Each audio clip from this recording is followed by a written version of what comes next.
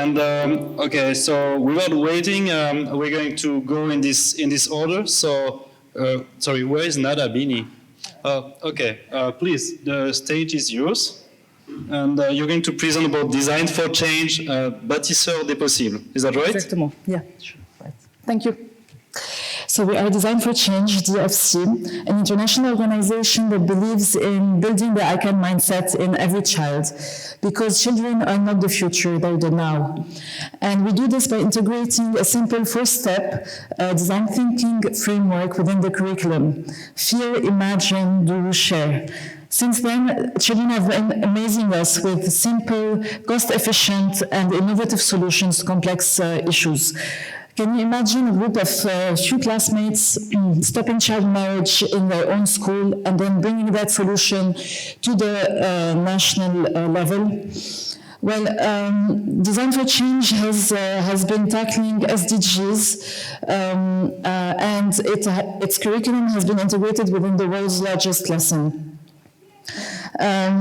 Now we want to have a global impact, and that's why we are organizing a Children Global Summit in collaboration with the Vatican in November 2019, where the Pope Francis will declare the first ICANN Day for children, and we will have a marketplace where SDG solutions created by children for the world will be showcased. Thank you. Thank you.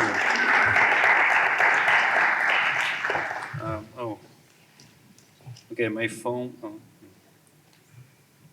Sorry. So now I'm called to the microphone. Max KUSHNIR from Hasso Plattner Institute in Potsdam, talking about molecular genetics workshop.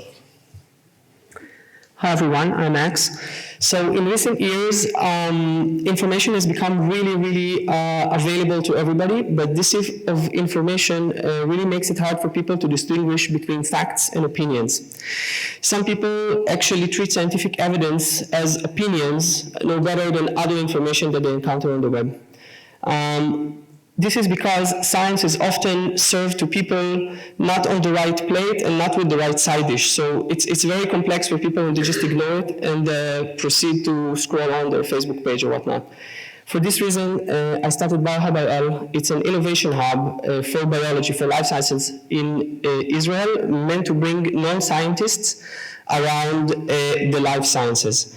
Basically what we do is we do workshops and meetups where people get actually to experience live scientific work in a laboratory setting and get to learn about themselves through life science. One of the workshops I brought here actually is about people testing their own DNA for a trait and getting the results and doing all the science themselves, and I would just, or my colleagues would supervise them and let them learn hands-on to something that really matters for themselves, themselves. I'm now actively looking for collaborations and more partners to bring this workshop to the world, because now I have a mobile lab the size of a small laptop. So I can take my workshop now throughout the world, wherever I may be, and so this is a way to scale this kind of hands-on education, also concerning every SGD. Thank you, Max. I'm calling now. Isis is not here. Oh, okay. Yves Ziba is Isis GOUEDARD tonight. So from the Issynov initiative, SDG Games. Let's start. Hello, so I'm Yves Ziba, and I'm the co-founder of Issynov together with Isis GOUEDARD, who couldn't be with us tonight, and I'm deputizing for her. So as I arrived, I met a friend here in the crowd who had just been facilitating a workshop, and what he told me was that it was a fantastic experience and a lot of fantastic people with great ideas. And he also told me how difficult it can be sometimes to get commitment. And getting commitment is what we do. So we run innovation games, which are specifically focused on SDGs. And we make sure that at the end of the workshops, we get to clear commitment and we get to yes. So how we do that is we use what has been presented tonight. So we use creativity and innovation. And we co-construct the games that we design with our customers whether they're from the private sector or from the public sector. We started to get already a lot of traction from different people. We've co-organized the Open Living Lab Days in Geneva together with the University of Geneva. We had lots of fun, and it was the start of the creation of our innovation games.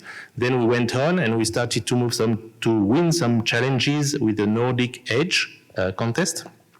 And what we want to do now this year is to design and to implement at least 20 innovation games for 20 different organizations. So this is the reason why we're here for, and we are very much looking forward to collaborating with you.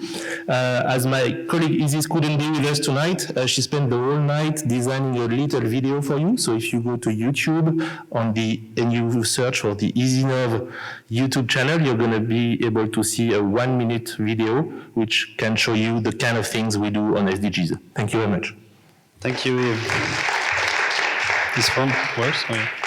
Okay, let me call Esmael SHABBIR from #SeeingBlue, 200 Young Ocean Champions. Thank you. So my name is SHABBIR. I'm the co-founder of the project Seeing Blue. So what is Seeing Blue? Seeing Blue is a project by young people from Mauritius and Seychelles for young people from around the world, especially small island developing states. What we want to do is to empower young people in small island developing states to take ownership of the ocean around them, whether by being aware of the economic opportunities, but also to be guardians of the ocean around them, and to how to make all the industries that are part of the ocean to be more sustainable. So how do we do that? We have an annual competition for young people in Mauritius and Seychelles, but for next year we'll be scaling it up for the global stage. So what we do is we ask young people to come up with projects on how they can heal the ocean with like concrete projects, and we've got a lot of them already. It's on our website if you want to check it out.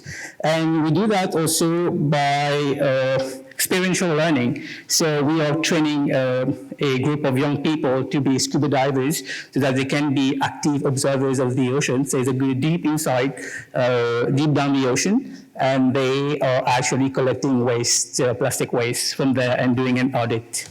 Apart from that, we are also creating our own discussion table. Young people are not invited most of the time, so we're creating our own and inviting fishermen and people from coastal communities to come to our discussion table and be aware of what's happening to our oceans. Thank you. Thank you, Esmael. And now we have two schools. First, Yipei SHEN and students from the Royal School of Beijing. Please come over. You alone or student? Okay, students so will represent Ferney. Great. Hello, I'm Yipei from SDGo, co-founder of SDGo. So as Lupin just mentioned before, we are creating our curriculum and we are providing the ESD education for sustainable development to the middle school students in China. And at the very beginning, we were doing the design thinking workshop and the innovation workshop in Tsinghua University. But we found that it is late because the talents, the great young minds in Tsinghua University, their minds was shaped by the Chinese national university entrance examination. So it's not easy for us to make their minds open and creative. That is to say, it's not that easy to cultivate the X genius from the A genius. So we want to leap forward. We want to give this new education to the young people in China. As we know, there are at least 100 million young people in China, and every kid is a key center of a family. So if we can have impact on the kids, their family members would be impacted. So if we can touch 100 million young people in China, we can reach out 300 to 500 million people in China. This is why we want to give our education for the young people in China. And we are giving the teacher training to the teachers in public schools and private schools, and giving the curriculum and help the teacher design the curriculum to the students. After that, we require the students making projects in the PBL, project-based learning pedagogy, to ask the students working on the project like this, like the students we are bringing this time, the BRS students, they have done a very good project in microfuel bios, which they can use a factory, they can use a battery to purify the water from water making factory. So we are giving the trainings, lessons, and every chances to help the students and the teachers to grow. Thanks. Thank you, Yipei. Let me call now Jan Smith from all the students this time from Ecol International, Ecol Int, for the SDG student projects. Okay, could I ask Barbara, who's in the audience, just to join us on the stage? Barbara is the head of educational outreach for CERN and has been working closely with us on projects this year, and we're going to hear a few things. Thank you for the invitation for Ecol Int, the International School of Geneva, the oldest international school and the largest international school in the world. In 2024, we'll be 100 years old. We wrote the IB, and last year was the 50th anniversary of the IB. So having that footprint and having that responsibility on our planet, we treat seriously. And it's something that we want to reach out to not only the UN and CERN, but also this organization to help us make a contribution in the way that our youngsters feel compelled to do. On the sheet that is in front of you, there are a few little references to some of the projects that we've been involved in right the way through the school. In the center was actually an effort to get the younger Year 7 students to reflect on what they saw as a translation of the Sustainable Development Goals in their experience of school daily life. And I think that can be translated across the world so that every school, every child, every individual has an opportunity to each one of those 17 expectations and standards. An almost social, sustainable development value or a sustainable development principle, something that we can really compel the world to answer to and ensure that every individual has a chance and is not left behind. Now you're going to hear a little bit from our head of the SDG Keepers. Behind me, I'm very proud to showcase, give me a few moments, showcase the SDG Keepers in their total. They have other people, they're all doing projects that are local and global in their communities. And Emma is going to say a few words about how she's been involved as head of this group. Thank you. Thank you. Hello everyone, I'm Emma McCracken. I'm the oldest out of all the SDG Keepers, and I'm proud to be here today with the team. So this is the first year that Mr. Smith has launched the SDG Keepers. So we're a group of maybe around 20, we mainly have about 10 active members, and we're all individually focusing on one or two of the SDG goals. We've also been collaborating together, and me, Rebecca, and Tessa have been recently working with Barbara, a very important person at CERN. We're going to be advocating for girls in science and doing campaigns around that, whereas other people in the group are going to be working with organizations like WWF, focusing on anxiety, and many other very impressive projects that we hope to bring into the future. Thank you very much for your time. Thank you so much. And I'm just going to close by recognizing one of our students very publicly, Rebecca, if I may. Rebecca is currently writing a book across 2 continents with Girl Rising, and she brought Girl Rising as a gender organization to the school, and everybody in our school has seen videos from the organization organized by Rebecca. Timekeeper, I apologize. We took far longer than we were warranted. Thank you so much. I appreciate you listening. Thank you. So let me call Jean-Christophe CARTERON from KEDGE Business School. Sulitest. Yep. Good evening. We talk about sustainable development for now more than 30 years. I think the first real conference on sustainable development and education was launched by Irina Bokova probably in 2004. I spent all my day for now 12 years trying to put sustainable development into a head. And if we see the planet, actually it doesn't work, or at least not enough, not fast enough. So our main concern is we believe that if we want change, we can be proud of lots of things that we have seen today and what we have done. The problem is if you don't change the way how political and economic leaders actually understand the planet and the world, it's going to take years to change everything. So we had a simple idea in Rio plus 20, and the simple as the idea is actually to be sure that all the students coming through whatever the university should have at least a minimum of knowledge, skills, and mindset on sustainable development. So what we have launched, it's a kind of TOEFL, you know, the test for English, but on sustainable development.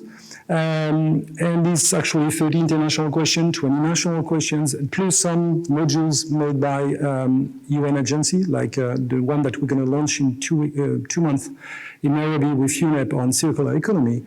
And actually the idea is spread that, so as of today we have 110,000 people who took it, which is a lot and nothing.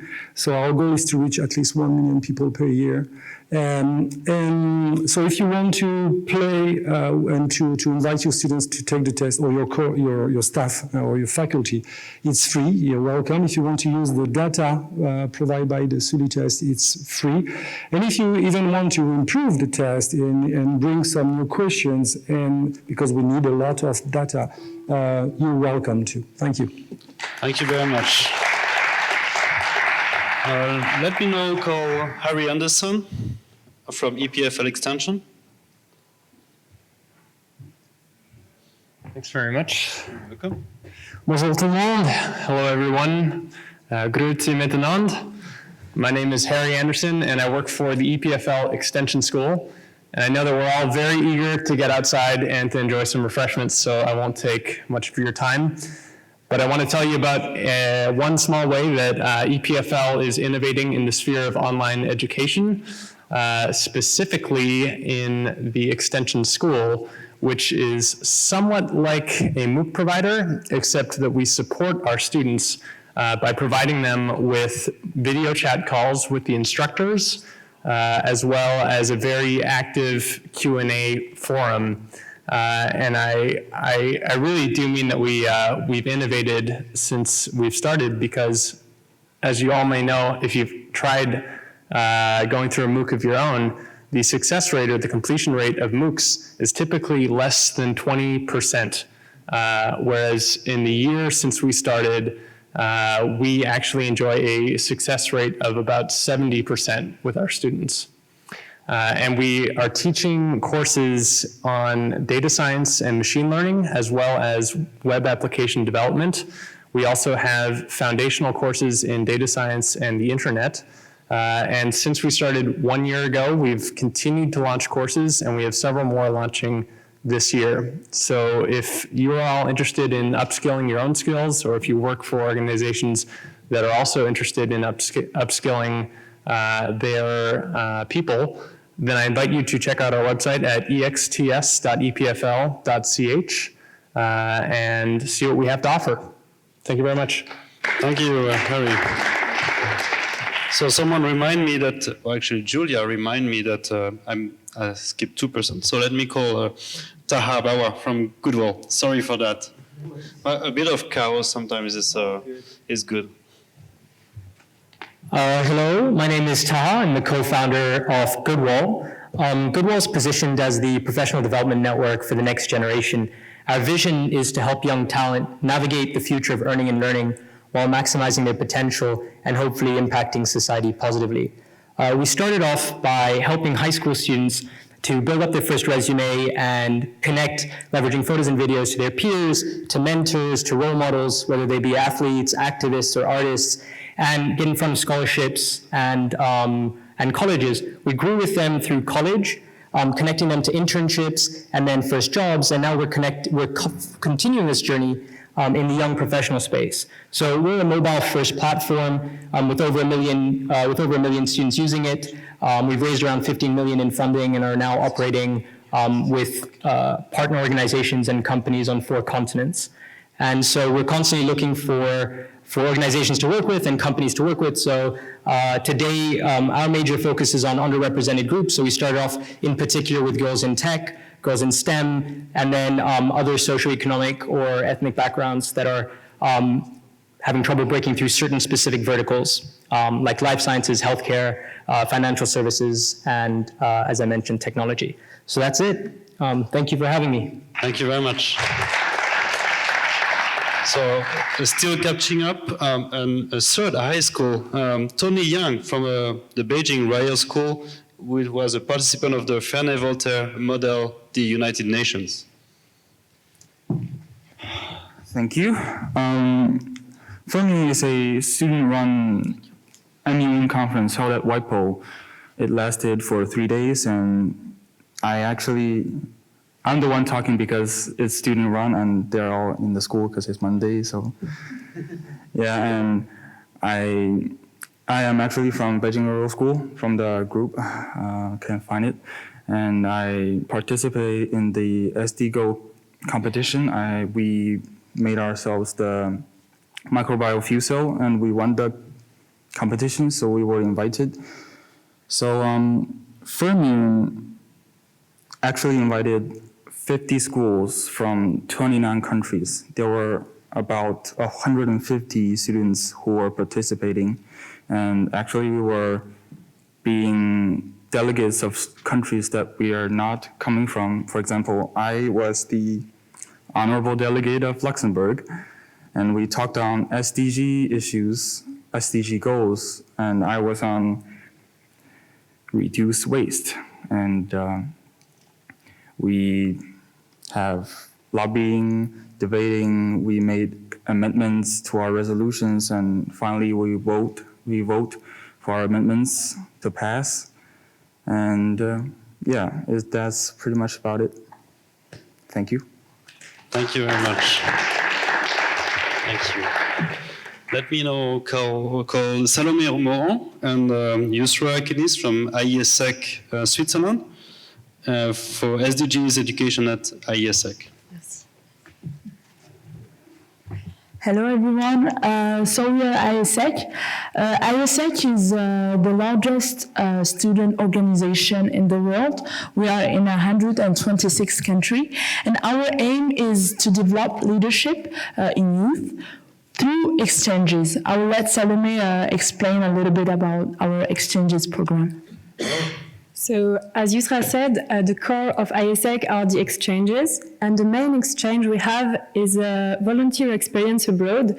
We enable students or young people between 18 and 30 to work on a project linked with one of the 17 SDGs.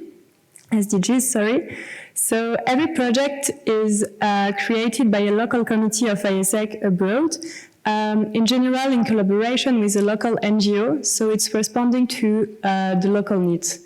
So we only have 1 minute, but if you'd like to have more information, don't hesitate to come and talk to us in a few minutes. Thank you. Thank you very much. Okay, I hope I forgot no one as last but not least. Cheryl Tay, who is the co-founder of Very 360 and Unleash. Hi, so I'm Cheryl, and I'm representing VR360, and we're an organization that really wants to answer the question of how we can make education more impactful and how we can translate knowledge into real action. So VR stands for Virtual Experience Real Empathy, and our goal is to create immersive content that really emotionally connects people with social goals and social causes, and to drive behavioral change towards these social goals. And we do so by using harnessing the power of virtual reality's immersive quality, and we allow our users to develop a stronger sense of empathy through taking on the perspective of those in need, and really just for a few minutes understanding what it's like to be living their lives. And yeah, so we create curricula and workshops for educational institutions that really aim at teaching them mental health awareness. And we're also currently in the midst of creating 2 virtual reality games that teach about climate action. And as mentioned, I'm also here today as an ambassador for Unleash. So Unleash Innovation Lab aims to get 1,000 people each year to innovate towards the Sustainable Development Goals. And VIA is actually a product of the Unleash Innovation Lab held in 2017 in Denmark. So if you have any questions about Unleash or about what we do at VIA, my poster will be outside, and I also have some VR simulations for you to try out. So thank you. Thank you very much. Please, let's really applaud for all the speakers. It really gives a sense of overwhelming initiatives. This is amazing. Thank you very much.